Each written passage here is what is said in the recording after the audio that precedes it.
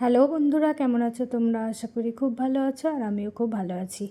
তো আজকে চলে এসেছি আরও একটা নতুন ভিডিও নিয়ে, নতুন একটা রেসিপি নিয়ে তোমাদের সঙ্গে। অনেক দিন পর আজকে ভিডিও নিয়ে আসলাম, তো আশা করি তোমাদের খুব ভালো লাগবে। আজকে একটা নতুন রেসিপি নিয়ে হাজির হয়েছি। তো তোমাদের সঙ্গে আজকে আমি শেয়ার করব ধোসা রেসিপি। তোমরা তো বাড়িতে অনেকেই অনেক রকমভাবে ধোসা বানিয়ে খেয়েছো, বাট এইভাবে একবার খেয়ে দেখবে, আশা করি খুব ভালো লাগবে। তো আমার যখন ধোসা খেতে ইচ্ছে করে আমি কিন্তু এইভাবেই মাঝে মাঝে বানিয়ে খাই। ধোসা খাওয়ার জন্য খুব অল্প পরিমাণ উপকরণ দিয়ে, হাতের কাছে থাকা সামান্য কিছু উপকরণ দিয়ে আমি আজকে ধোসা বানিয়ে দেখাবো।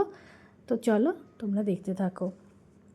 তো তার জন্য আমি কী করব, প্রথমেই ধোসার চাটনি বানিয়ে নেব।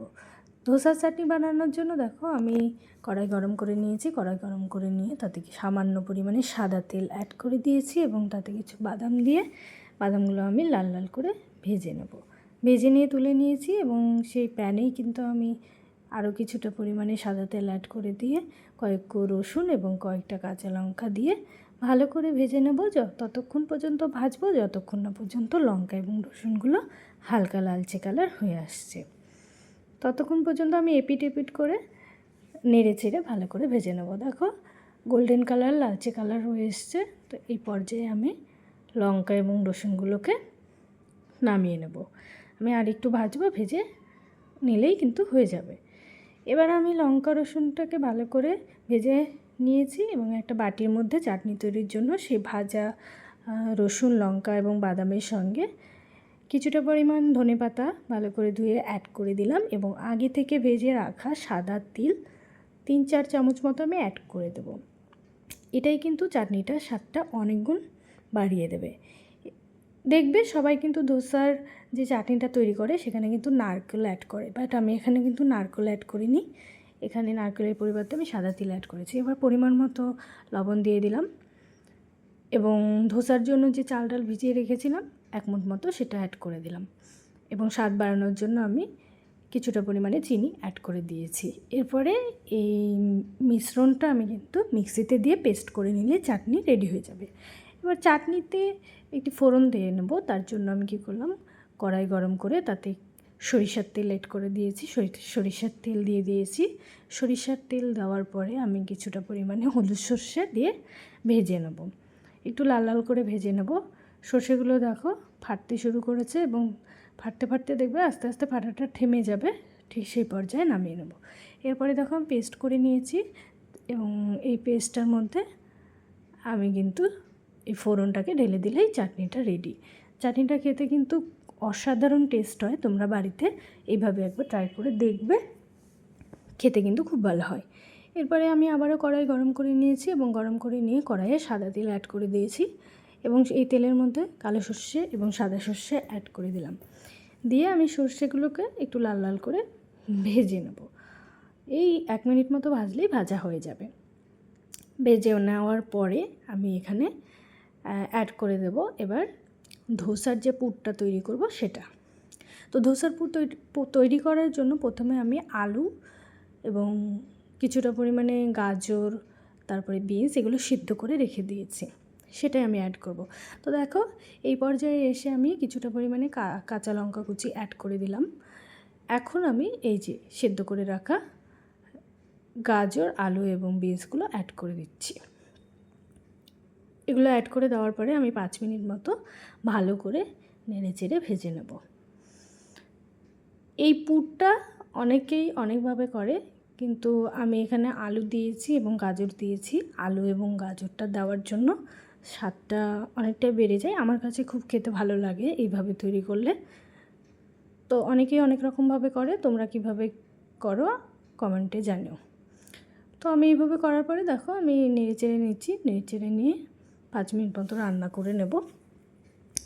এই রেসিপিটি কিন্তু খুব অল্প সময়ে তৈরি হয়ে যায় এবং খেতে কিন্তু দুর্দান্ত টেস্ট হয়। তো দেখো এখানে আমি পরিমাণ মতো লবণ অ্যাড করে দিলাম। লবণ অ্যাড করে দেওয়ার পরে আবারও নেড়ে চেড়ে কিছুক্ষণ রান্না করে নিলেই কিন্তু পুরটা তৈরি হয়ে যাবে। তো ততক্ষণ পর্যন্ত আমি এটা রান্না করে নেব যতক্ষণ না পর্যন্ত একটু লাল লাল কালার হয়ে আসছে, মানে লালচে কালার হয়ে আসছে এবং দেখবে এখান থেকে একটা সুন্দর একটা সেন্ট বেরোবে।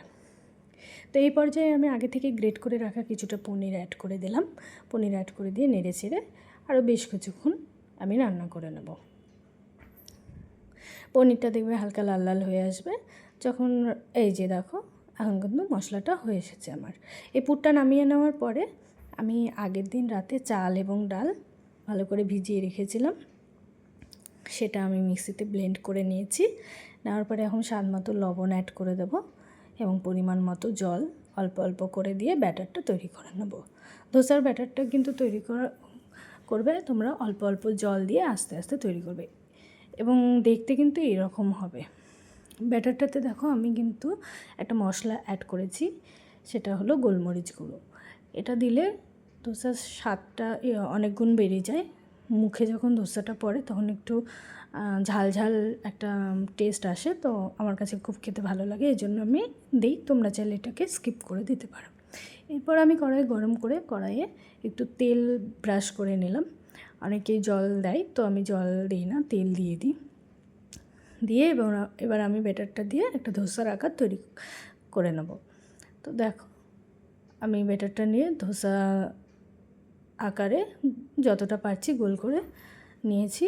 এরপরে আমি একটু তেল অ্যাড করে দিয়েছি এখানে। এরপর তৈরি করে রাখা সেই পুরটা অ্যাড করে দিচ্ছি। পুরটা অ্যাড করে দেওয়ার পরে এখানে আমি আগে থেকে গ্রেট করে রাখা যে পনির সেটাও কিন্তু অ্যাড করব। তো তার আগে আমি কিছুটা পরিমাণ পেঁয়াজ কুচি অ্যাড করে দিলাম এবং আগে থেকে গ্রেট করে রাখা পনিরটাও এখানে অ্যাড করে দিলাম। অ্যাড করে দিলে তারপর আমি এখানে একটু টমেটো কেচাপ বা টমেটো সস যেটাই বলো সেটাও আমি 1 চামচ মতো অ্যাড করে দেবো। এটা দিলে আমার ভালো লাগে খেতে, তোমরা চাইলে এটাকে স্কিপ করতে পারো। তো আমি টমেটো সসটা লাইক করি সেজন্য দিয়ে দিলাম। এইবার দেখো টমেটো সসটা দিয়ে এপিট ওপিট করে আমি একটু সেঁকে নিলেই কিন্তু ধোসাটা তৈরি হয়ে যাবে। তো দেখো ধোসাটা এরকম দেখতে হয়েছে। এটা কিন্তু খুব টেস্টি হয়, একটি ক্রিসপি ভাব আসে এবং খেতে দুর্দান্ত টেস্ট হয়। এইভাবে আমি কয়েকটা ধোসা তৈরি করে তোমাদেরকে দেখাচ্ছি। এরপর আবারও আমি তেল ব্রাশ করে নিলাম কড়াইয়ে। নেওয়ার পরে আমি আবারও একটা ধোসা শেপ করে নিলাম। এভাবে ধোসা তৈরি করে নিচ্ছি। তোমরা কীভাবে বাড়িতে ধোসা বানিয়ে খাও আমাকে কিন্তু জানিও। তো আমি তো এইভাবেই ধোসা বানাই, বিভিন্ন রকমভাবেই বানাই। যখন যে জিনিসগুলো আমার হাতের কাছে থাকে উপকরণগুলো সেগুলো দিয়ে কিন্তু আমি আলাদা আলাদাভাবে বানাই। তো দেখো আবারও সেই পুরটা অ্যাড করে দিলাম, সামান্য পরিমাণে আবার পেঁয়াজ কুচি দিয়ে দিলাম। তারপরে কিছুটা পরিমাণে গ্রেট করে রাখা পনির আমি এখন এই ধোসাতে অ্যাড করে দেবো। তো এবার আমি আর টমেটো কেচাপটা দেবো না। একটা ধোসা এক রকমভাবে আমি তৈরি করে নিচ্ছি। তো দেখছো কত ইজি। তোমরা তোমাদের হাতের কাছে থাকা উপকরণ, সামান্য উপকরণ দিয়েই কিন্তু তোমরা পনির ধোসা তৈরি করতে পারো, তাই তো? দেখো এখানে কিন্তু আমি কিছুই অ্যাড করিনি, রান্নাঘরের সামান্য কিছু উপকরণ অ্যাড করেছি। তো দেখো আমার ধোসাটা হয়ে এসছে, তোমরা দেখেই বুঝতে পারছো কতটা ক্রিস্পি হয়েছে এটা খেতে। আর এটার কালারটাও দেখো সুন্দর এসেছে। এখানে আমি কোনো তেল অ্যাড করিনি, আগেরটাতে তেল অ্যাড করেছিলাম। এটা তেল ছাড়াই করেছি, যেহেতু এটা আমি আমার বেবিকে দেবো সেই কারণে। ঠিক একই রকমভাবে আমি আরও একটা ধোসা তৈরি করে দেখাচ্ছি। তোমরা এইভাবে বাড়িতে বানিয়ে খাবে, খেয়ে তোমরা জানাতে ভুলো না কেমন হয়েছে খেতে। আমার তো খুব ভালো লাগে এভাবে খেতে, খুব স্বাদটাও খুব ভালো আসে। তোমরা বাড়িতে বানাবে, বানিয়ে খেয়ে আমাকে জানিও। ওকে, টাটা। আবার দেখা হবে নতুন একটা ভিডিও নিয়ে। রেসিপিটা ভালো লাগলে লাইক, কমেন্ট এবং শেয়ার করে